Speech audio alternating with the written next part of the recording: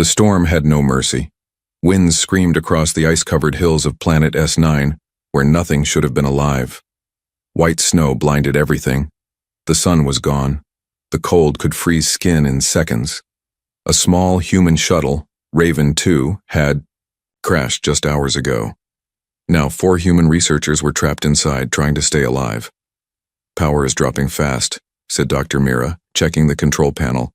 "We have 6 hours left. Maybe less." Callan, the group leader, rubbed his hands. His gloves were already stiff with ice. "We need to find shelter," he said. "This ship won't protect us much longer." Their plan was simple. Go outside, search for any natural cave or wreckage nearby, and come back before the next temperature drop. Callan and Mira would go. The others, James and Laura, would stay to keep the heater working. Wrapped in thermal suits, Callan and Mira stepped out into the blizzard. Snow crunched under their boots. The wind howled in their ears. Every step felt like dragging weight through a frozen graveyard. Then suddenly, Callan's scanner beeped. He stopped. "Mira, I'm picking up something." "What is it? A heat signature?" "No," he said slowly. "It's weak, but it's alive." They followed the signal across a ridge. 10 meters away, half buried in the snow, was a body. Callan's breath caught. "It's a person." They rushed closer. It wasn't human. The figure was female with smooth silver-blue skin and strange markings on her face. Her hair was white and thin like silk. Her clothes were torn, half frozen to her skin. Her fingers were stiff, her lips blue, but her chest moved, just slightly. "She's alive," Mira whispered. "Barely." They didn't speak. They just acted. Callan dropped to his knees and brushed snow away from her face. Mira checked her vitals. "Heart is slow, but beating. She'll die in minutes if we don't act." "We can't bring her back to the shuttle like this," Callan said. "The heater's too weak." Mira looked at him. "Then there's only one way." He nodded.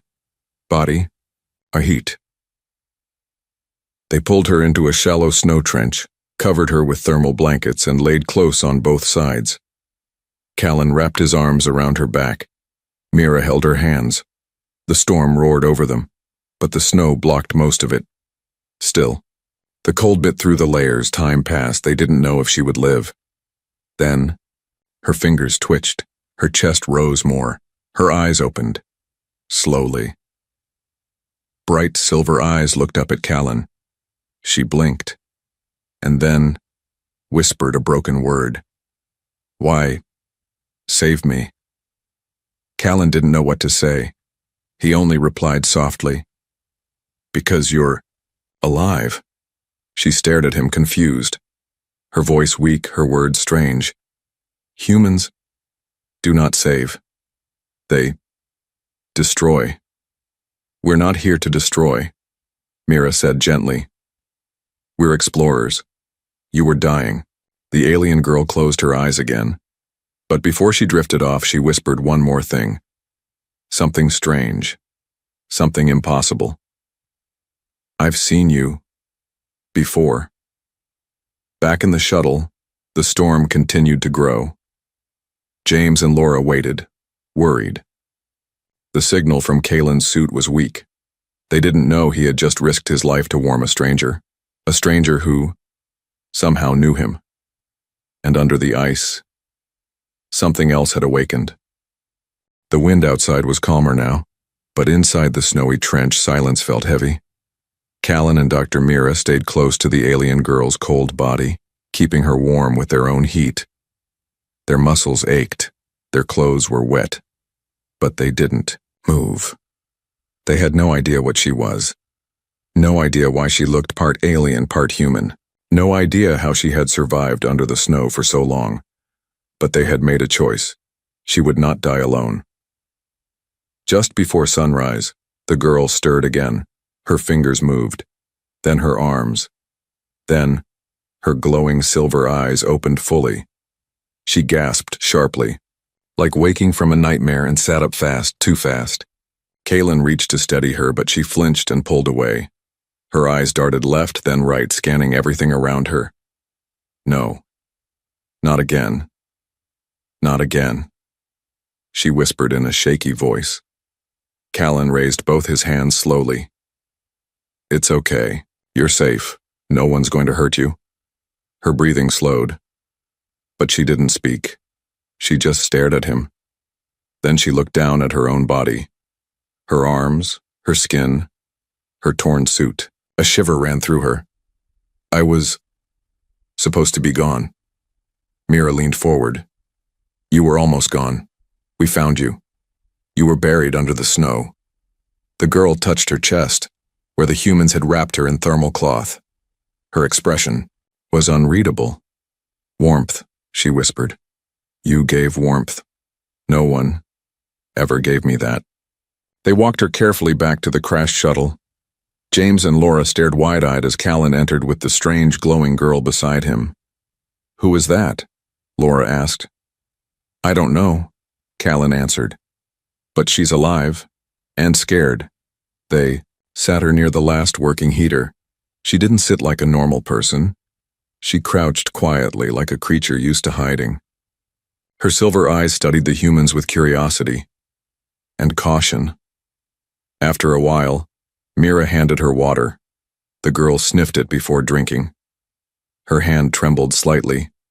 I remember snow, cold, pain, she said slowly, in broken English. Then arms, soft, warm. I felt safe. Do you remember your name? Callan asked. She paused. Then, Kalira. It came out like a sigh, ancient and soft. Mira smiled gently. Kalira. That's beautiful. Kalira tilted her head. It means last light in my language. Suddenly, Callan noticed something odd. Kalira's eyes were watching him more than anyone else, like she recognized him. He asked carefully, Have we met before? Her face twitched. Her lips opened. I don't know, she whispered.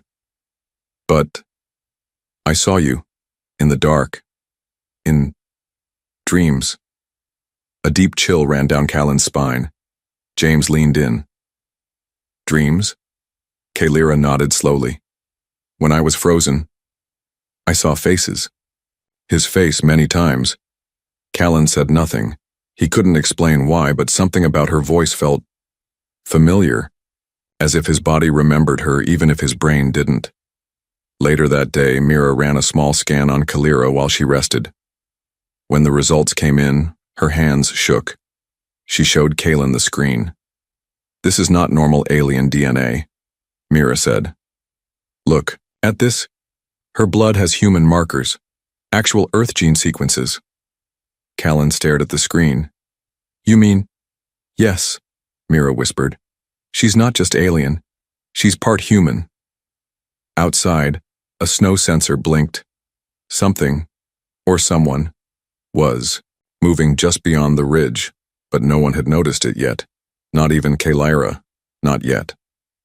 Kalira sat near the heater, quiet and still like a shadow. Her silver eyes stared into the flames, but her mind was far away. Outside the shuttle, the wind had stopped, but inside, the tension had only just begun. Dr. Mira paced across the small cabin, holding a tablet. Her hands trembled. She had scanned Kalira's blood again, twice. Each time the result was the same. This is impossible, she whispered. Callan walked up behind her. What did you find? Mira turned the screen to show him. Her blood.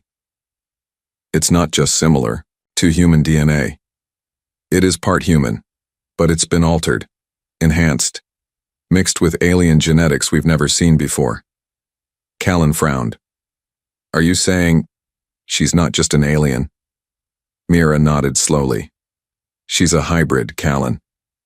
And not a natural one. She was made. James leaned in. Wait, like grown in a lab? Yes, Mira replied. Someone created her, built her using human and alien parts. Intentionally. Laura blinked. But why? Before anyone could answer, Kaylira spoke.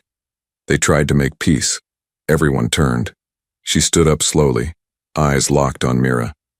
My creators. They built me as a bridge. I was made to carry two races inside one body, so they could end their war. Her voice cracked with old pain, but they changed their mind.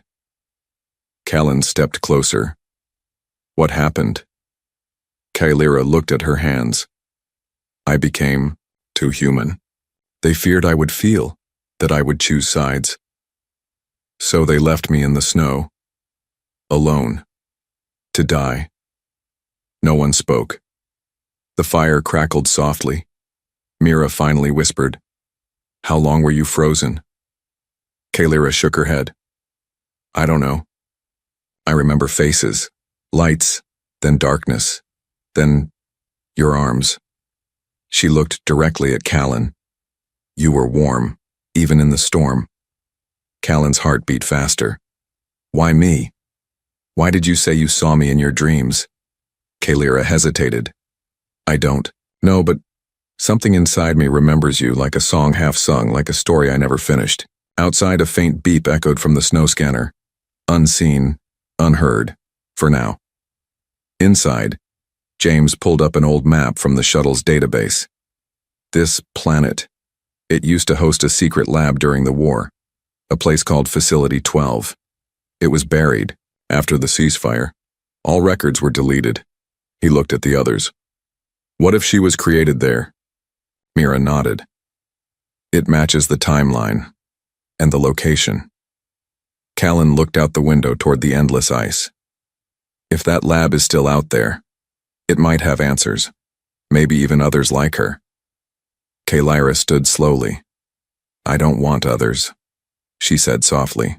I just want to know why they made me feel human, and then left me like trash. Her words cut deep. Mira whispered, You're not trash. You're a miracle. Suddenly, the scanner beeped again, louder. James ran to the screen.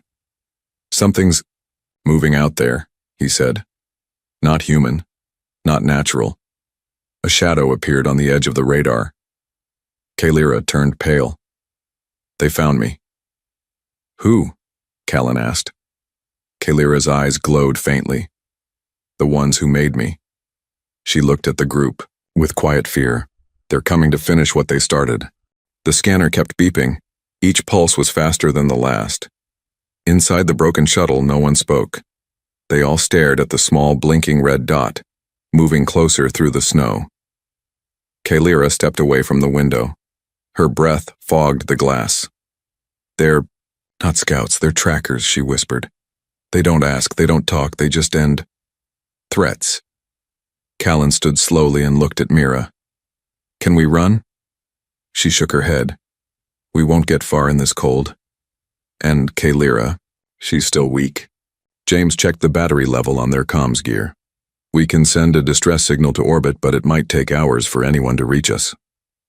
We don't have hours, Laura said. Then, crack. A soft sound echoed through the snow outside. Footsteps, but not normal ones, heavy, metallic, precise. Kaylira turned pale. They've sent a sentinel, Mira frowned. What's that? Kaylira's voice was hollow. A machine made to erase secrets, and I am the last secret they want buried. Outside, just beyond the hill, the shadow moved. It was tall, twice the size of a man. Cloaked in white armor, its head was smooth like glass. Red lights blinked across its chest. It stopped near the shuttle and tilted its head, scanning silently. Then it whispered in a voice like broken ice. Subject Kaylira. Active. Human interference detected. Mission. Permanent deletion. Inside, the human scrambled. Callan pulled out a flare gun and whispered, It's not much, but maybe I can distract it. Kaylira stopped him. No. It will kill you. Callan looked at her calmly. Then let it come for me. Not for you. But Mira stepped forward with an idea. I can rewire the ship's energy coil. If we draw it inside and overload the core, we can blast it. Laura gasped. That would destroy the shuttle. Mira nodded. Yes, and maybe us. But it's the only shot we've got. Kalira looked at the crew, people she'd only known for one day yet who now stood ready to die for her. She stepped forward. No, she said firmly. Let me face it. Callan grabbed her wrist. We didn't pull you out of the snow, so you could go back into it alone. The plan was set. Kalira would stand near the entrance, visible just enough to lure the sentinel inside. Mira would trigger the overload. The rest would hide behind the wreckage, waiting for the exact second. Tortillamo. Snow outside was quiet, too quiet. Then, a metal foot hit the ramp. The sentinel entered. It saw her. Target confirmed. It raised a glowing weapon. Kalira's eyes lit up bright silver. I remember you, she said calmly. You erased the others, my sisters, my kind. I watched you through glass as they screamed. The sentinel stepped closer. Your memory is a flaw. No, she replied, stepping back slowly, luring it in. It's my weapon. Just then, Mira hit the core switch. The ship glowed red. Warning lights flashed. The sentinel turned. Too late. Boom. The blast tore through the snow and lit the sky with orange fire. Parts of the shuttle flew into the air. Callan and the others shielded their faces. When the smoke cleared, the shuttle was gone. So was the sentinel, and lying in the snow was Kalira. Burned. Weak, but breathing. Callan rushed to her side. You're alive. She opened her eyes slowly. You pulled me from the snow once, she said with a faint smile. Now, I pulled us all out. The snow still burned red from the blast. Pieces of metal lay scattered across the white ground. The shuttle was gone, but the sentinel was nothing but a smoldering pile of black ash. And somehow, Kalira was still alive. Her silver-blue skin was cracked in places, glowing faintly beneath. Callan knelt beside her, holding her up. How did you survive that? He whispered. Kalira opened her eyes. They built me to survive what others couldn't, but they didn't expect me to remember. Back at the temporary shelter, a cave made from shuttle scraps and heat blankets, Mira scanned Kalira again. The results shocked everyone. Her neural activity was spiking like a supercomputer. Her cells were healing on their own, but that wasn't all. Her body isn't just recovering, Mira whispered. It's evolving. Kalira sat quietly in the corner, holding her knees, her head lowered. I didn't ask for this, she said softly. But my body remembers what they did to me. Callan walked over, sitting beside her. Tell us. Kalira looked up at him. Her silver eyes weren't glowing now. They looked tired, human. They didn't just build me to be a bridge between alien and human. They built me as a weapon. Everyone went silent. James stepped forward. What kind of weapon? Kalira closed her eyes. They feared that if war started again, humans would become too strong. So they made me to be their answer. A being who could learn, adapt, and destroy without feeling. She looked at her glowing hands. But something went wrong. I felt too much. I cried. I loved. I protected. I cared. Laura whispered. So they threw you away. Kalira nodded. They said I was broken. But maybe I was just becoming real. Suddenly the ground shook. Everyone froze. Kalira stood quickly. It's not another sentinel, she said. Callan narrowed his eyes. Then what is it? She looked toward the east. Something older. Hours passed. While Mira ran tests on the damaged sentinel parts, Kalira stepped outside alone. She walked to a frozen lake and stared at her reflection. Her face looked alien, but inside she felt human. As the wind blew, she remembered more. A hand stroking her hair. A voice calling her daughter. A secret chamber. A man in a white coat whispering, "If you ever wake up, run." Suddenly, the lake's surface cracked. Kalira stepped back. From the ice, a projection glowed. It was a message, left long ago. A hidden memory, tied to her biocode. The hologram showed a human scientist. Kalira, if you're seeing this, it means they tried to erase you, but you are more than code. You are a soul. Inside your chest is not just a corpse, it's a key to something buried beneath this planet. A lab, full of secrets, and others like you. She fell to her knees. I'm not the only one. Later that night, she told the others everything. They sat in silence as she shared the truth. I was made here, but deep under this planet lies Facility 12. And I think it's still active, Mira whispered. Then that's where we go next. James looked uncertain. But what if there's more danger? Callan stood. Then we face it together. Because she's not just a key. He looked at Kalira. She's the beginning of something new. Kalira smiled faintly, and, deep under the planet's surface, and something ancient awakened. Darkness fell again on the frozen planet. But this time it wasn't peaceful. 3 ships broke through the clouds, quiet as ghosts, darker than the night sky. They didn't carry lights or names. Inside them were not sentinels. They were something worse. In the shelter cave, Callan sat near a low-burning fire, watching Kalira rest. Her breathing was calm, but her hands still glowed faintly, her inner power refusing to sleep. Dr. Mira studied the old message Kalira had activated near the frozen lake. It says her core is a key.